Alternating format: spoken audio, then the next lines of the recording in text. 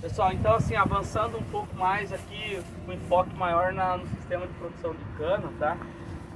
É o sistema que eu mostrei lá, né? Nós vamos partir aqui de um canavial com baixa produtividade, que vai ser renovado. Então esse seria o cenário aqui e como implantar esse conceito numa área dessa. Nós ainda estamos em solo arenoso, tá? Estamos falando na grande maioria das áreas, primeira ou segunda ciclo de reforma, que não foi feito trabalho de base, de construção de perfil, tá? A gente não pode ter uma situação dessa aqui, né? Que às vezes a gente vê com frequência, né? Você ter erosão, ter terraço estourando e tudo mais. A gente quer ter uma soja numa situação dessa aqui e um canavial com potencial produtivo disso, tá? Desse aqui. Então nós continuamos falando aqui, né, do preparo, a cobertura, a soja e a cana na sequência. Uma coisa que a gente viu assim, a soja tem remunerado muito bem nos últimos anos, isso tem estimulado um crescimento, uma expansão da soja sobre áreas de pastagem, mas também uma busca por parceria com as usinas ou produtores de cana para ampliar a soja nas áreas de reforma de cana, tá? Mas o que eu quero adiantar para vocês e vou tentar convencê-los disso nessa figura aqui. Nem todas as áreas de reforma de pasto ou de renovação de canavial são aptas para soja.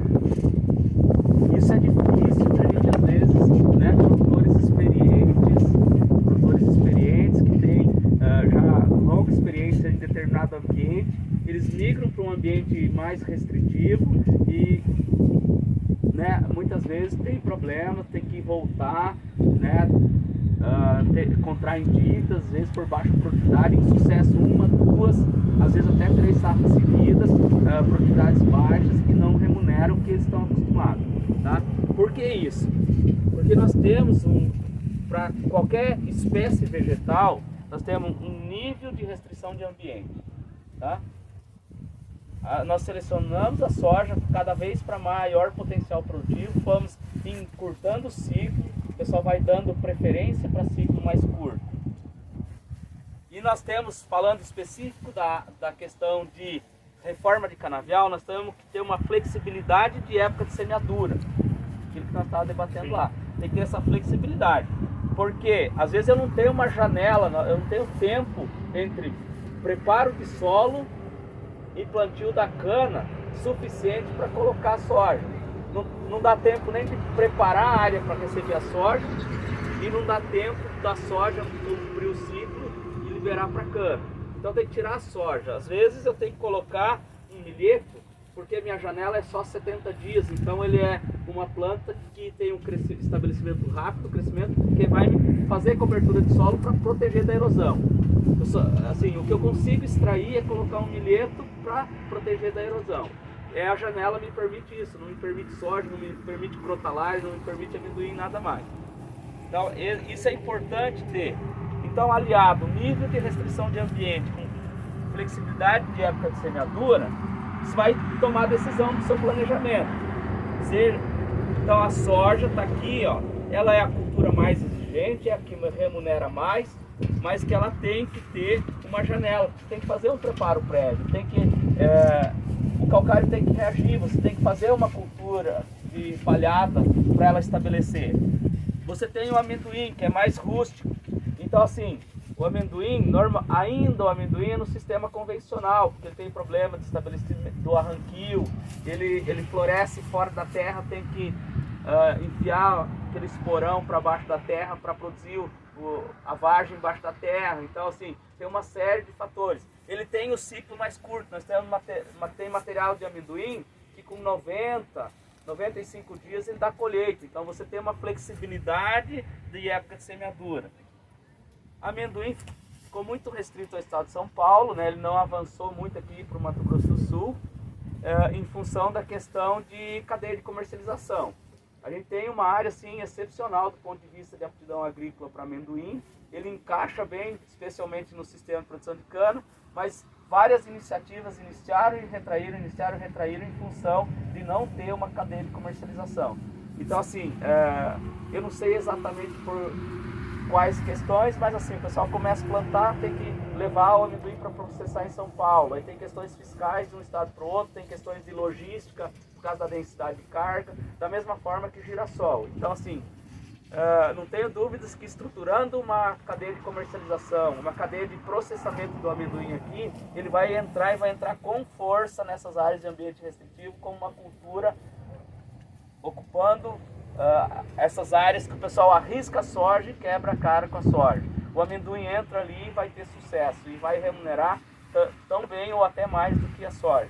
Mas tem que vencer essa questão da comercialização.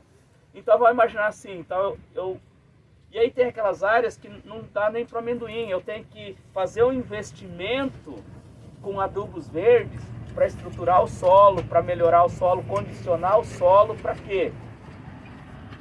Para ganhar na cana, que é o meu negócio principal, né? Falando de usina, de produtor, fornecedor de cana, é onde a cultura que vai te responder. Mas será que responde esse investimento? A semente está cara, né? A pessoa está reclamando aí, aumentou muito, os lavoureiros começaram a comprar semente de crotalária por causa dos problemas de nematóide, aumentou muito o custo da semente, tá? Será que paga? Depois vocês façam contas aí, cada um dentro da sua realidade. Independente, e outra questão, pessoal, que a gente não pode ter isso aqui, ó. O que é isso? As chuvas torrenciais sempre ocorrem e são previsíveis. Isso é característica, é uma característica climática, tá? É que nem assim, a gente conversa com os lavoureiros, fala, não, aqui nessa região, uma região de transição, a gente sempre tem veranico. A gente não sabe se ele vem em outubro, se ele vem em novembro, se ele vem em dezembro, se ele vem em janeiro, se ele vem em fevereiro, vem em março. Mas todo sempre tem veranico, sempre tem, tá? É a mesma coisa, chuva assim, ó. Dourados agora deu 100 milímetros, quarta-feira, né, em 1 hora.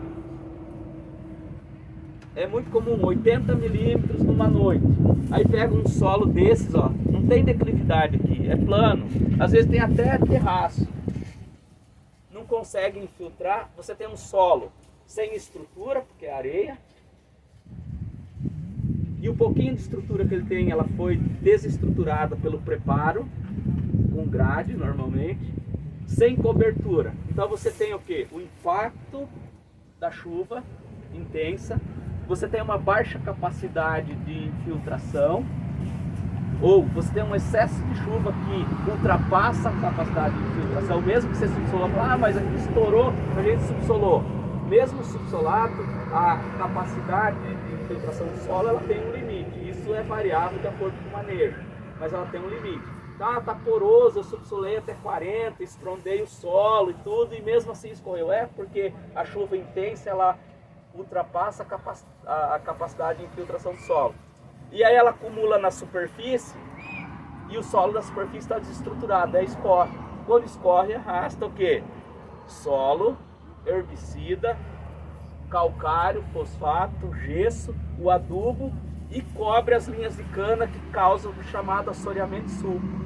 Que aí a cana não rebrota, mas não consegue emergir, fica uma camada de solo muito elevada, aí você tem que vir e replantar, gastar, daí fica com um ciclo diferente, aí o herbicida já não funciona legal, tem infestação da planta daninha e tudo mais.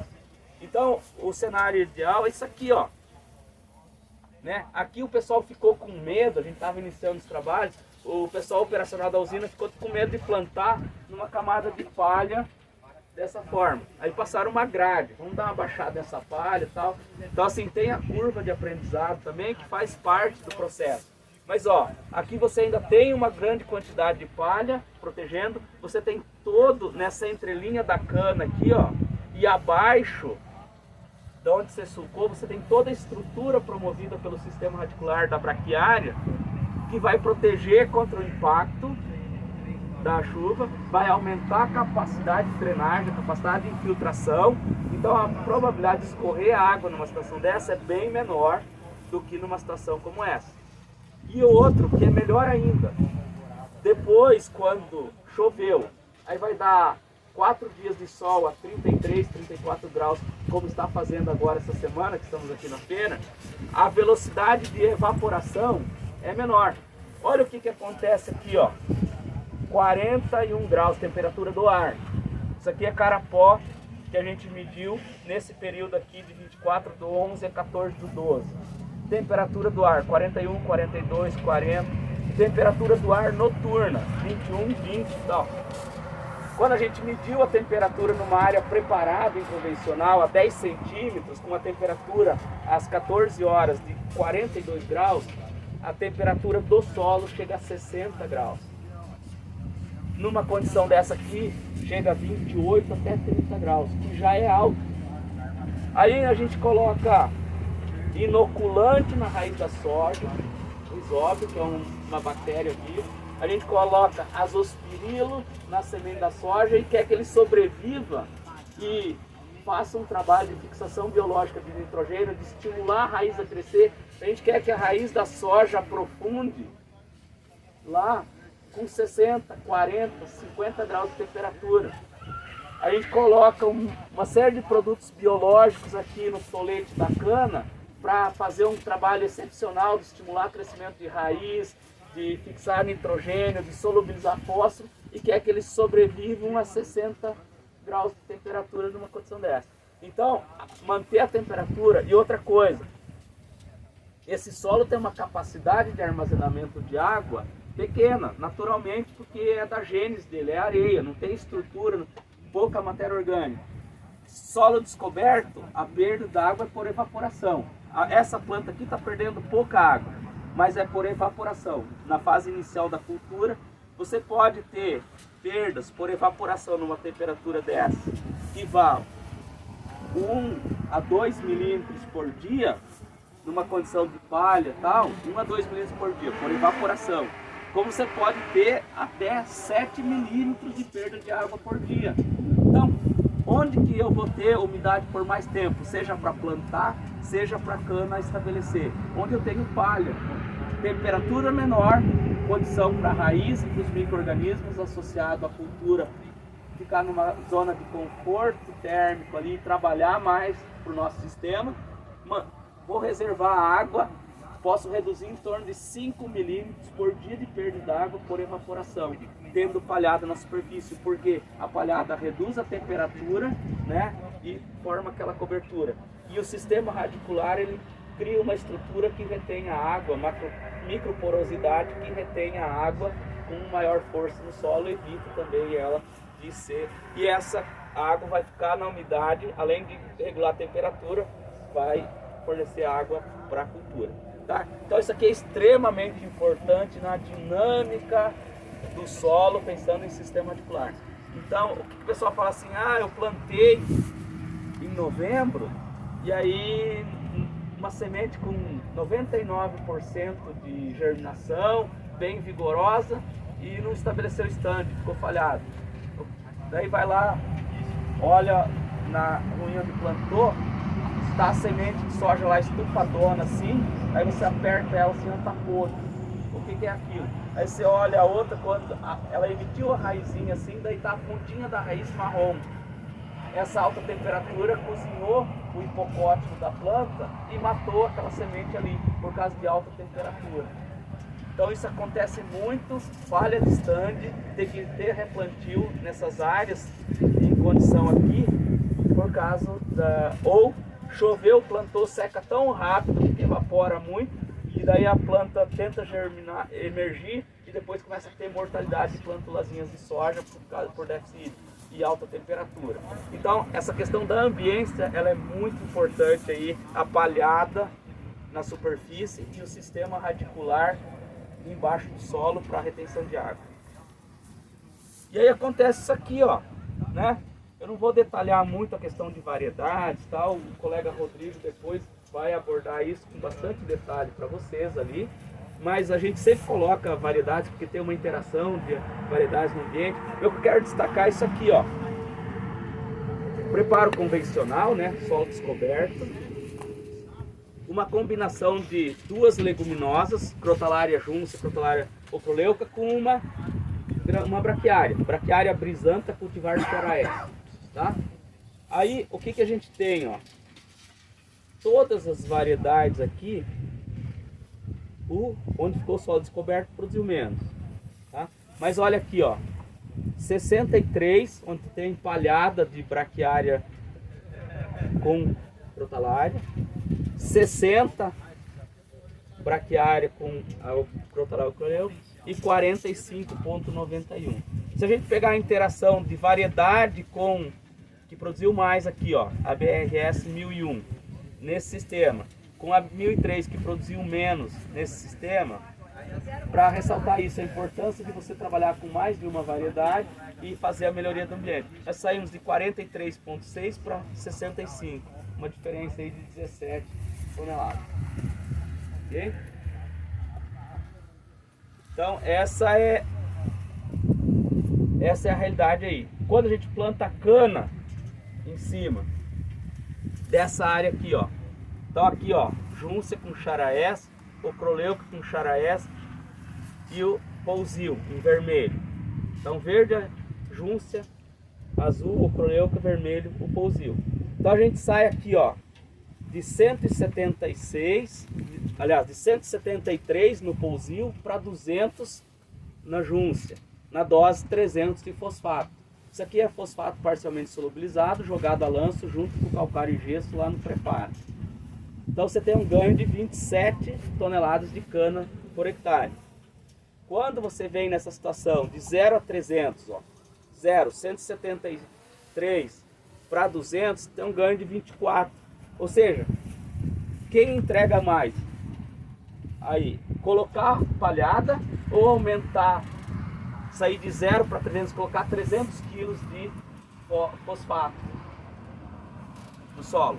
A palhada está entregando 27, aumentar a dose associada com a palhada está entregando 24. Tá? Então é importante isso. Então não vamos fazer fosfatagem, vamos fazer palhada? Não, vamos fazer todo mundo junto dentro do equilíbrio para a gente maximizar o sistema. Essa que é a ideia. Tá? E quando a gente vai aqui, ó, de 150, que era o padrão que a gente tinha na usina, para 300, mesmo assim, de 183 para 200, tem um ganho de 17 toneladas. Né? Aí os dois têm cobertura, então mostrando assim que esses solos com teor muito... Pessoal, a gente continuando aí, depois dessa pausinha, tá? Mas a gente já está finalizando aqui para ir seguir na sequência. Então essa questão de conjugar as práticas, né? A gente tem um potencial de resposta que ele é variável, né? A gente tem uma rede de experimentação, que nem eu falei, às vezes tem maior resposta, menor resposta, isso varia de ambiente. Mas é consolidado que você vai ter ganhos ambientais e ganhos de produtividade e ganhos financeiros trabalhando nesse sistema. Aí o ajuste fino, né, depende de cada um.